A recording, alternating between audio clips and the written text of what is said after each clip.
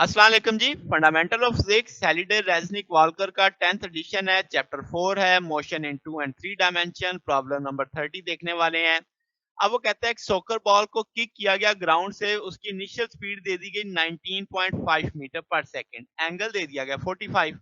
अब एक दूसरा खिलाड़ी जो 55 मीटर की दूरी पे था, वो कहता है वो अब यानी जहां पे हमने किक मारी उसकी डायरेक्शन से वो स्टार्ट रनिंग, वो भागना शुरू करता है ताकि गेंद को पकड़ सके।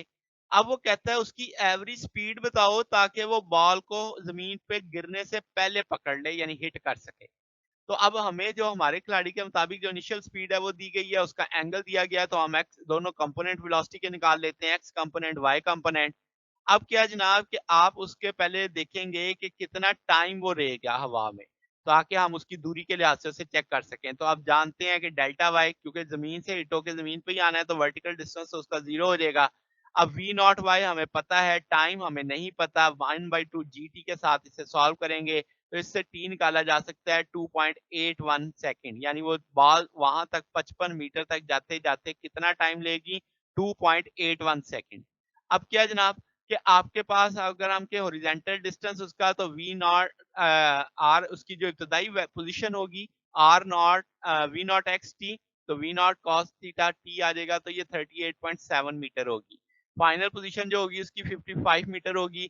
तो हम कहेंगे कि वो चूंकि उसी सिंथ में है in the direction of kick, तो जिस सिंथ में किक लगी थी वो भी एक्स डायरेक्शन में थी, तो फाइनल भी एक्स डायरेक्शन में ही होगी। तो मैं दोनों के साथ आई डाल देता हूँ। एवरेज वेलोसिटी निकालनी है तो डिस्प्लेसमेंट ओवर टाइम, तो आपके पास टोटल डिस्प्लेसमेंट आ गया, टोटल टाइम आ गया, तो ये -5.8 मीटर पर सेकंड आई के साथ आ जाएगा।